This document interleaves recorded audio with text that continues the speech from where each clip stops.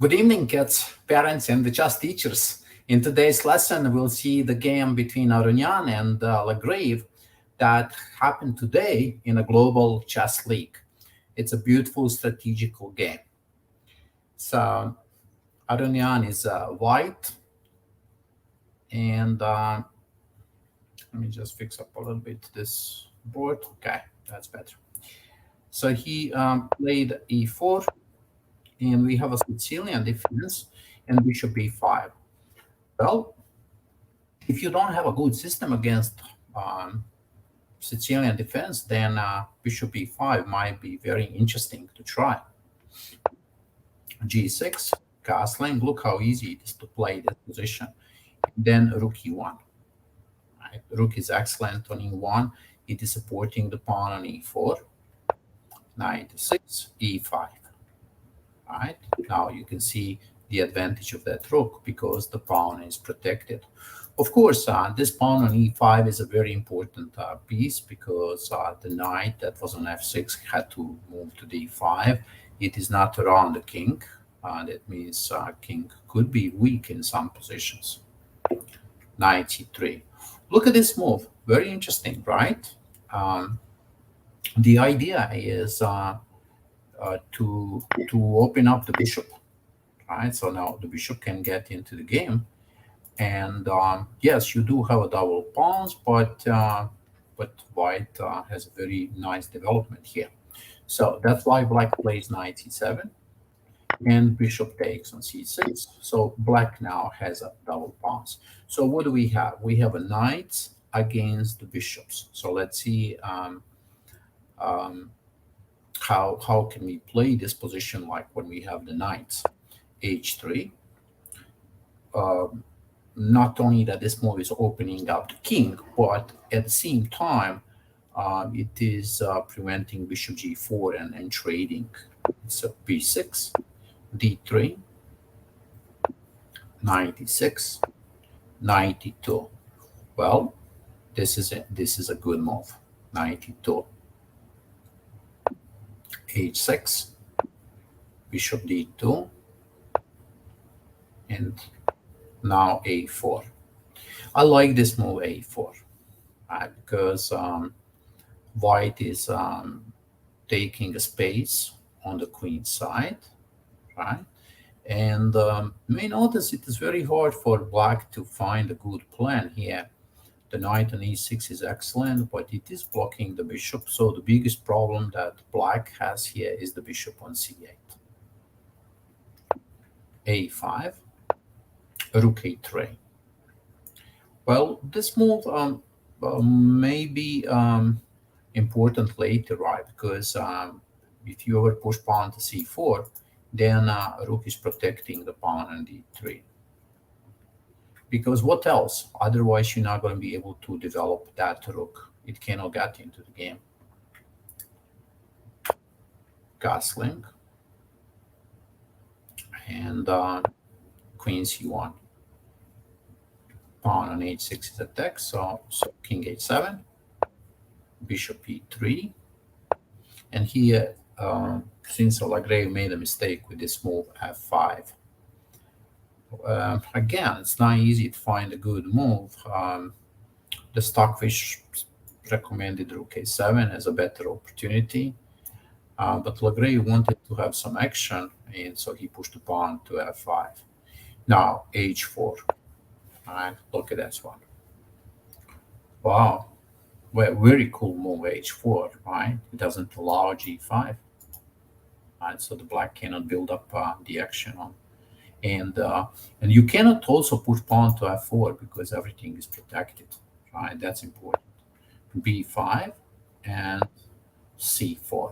Now you can see why rook a3 was an important move. This is a really nice strategical game. Right, important to learn those ideas like h4 and rook a3. Very cool. Of course, difficult. Very, very hard to play those moves. Queen d7 and knight e4. Wow, look at that. Now, of course, black has problems with the bishops. Look, the bishops are not playing. So this is one of those games where we can see that knights are stronger than a bishops. Knight d4, and guess what? Um, Aronian takes this with a bishop, not with a knight. He takes with a bishop and he keeps his knights on the board, right? The knights are clearly better here. Look at those positions, right? The knight f4, knight f3, wonderful. Pawn on e5 is excellent. And now Aronian played a very interesting move, c5. I like the move. Um, Stockfish is saying that taking on b5 was great. Like you can simply take on b5 and then capture the pawn on d4, right? So Stockfish like take the pawn for free. But I like this pawn c5. It is cool. It's blocking the position, and because the knights are on the board, the blocking position is better for white. And now rook a1, bishop a6. Finally, this piece is getting into the game.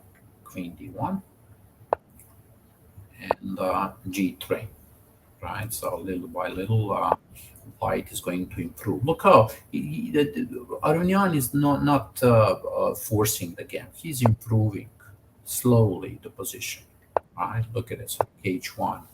Right? Every move is a preparation. And queen e2.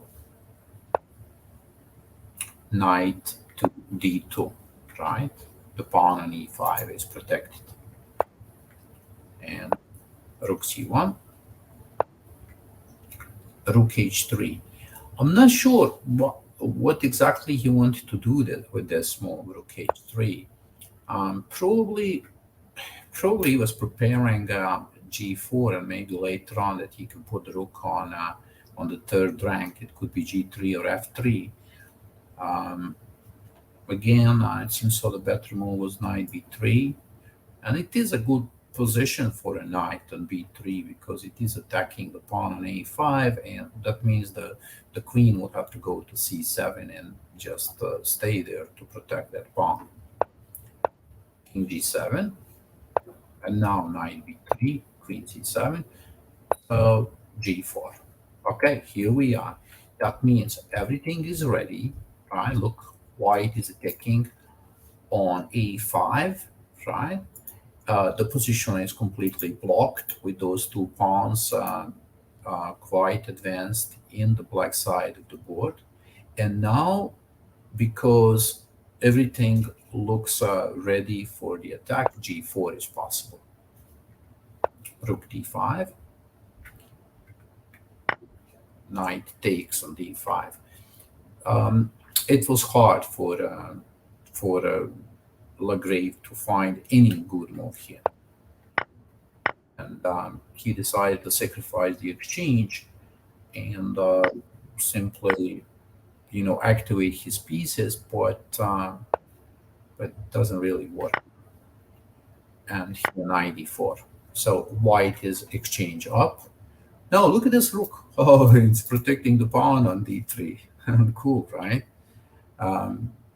Both black and a white king are not very safe, right? But white is exchange up. Knight takes. Now not anymore, right? Okay, still, right? Exchange up. And the game is completely winning for white. But still, it's interesting how Aronian calculated everything. Look, he's putting the rook on open file. Look at the execution, it's very important. And rook e3, he's preparing rook f3, right? Okay, queen d6.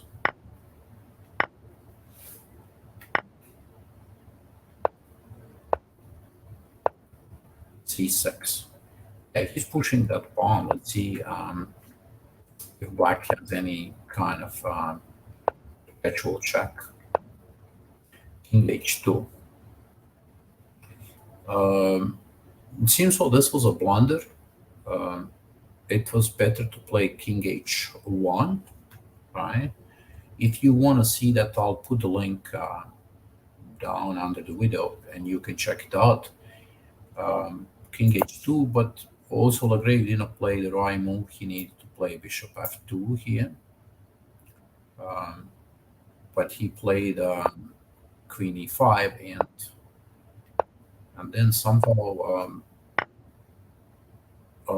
Aronian escaped here, so there was no perpetual check, right?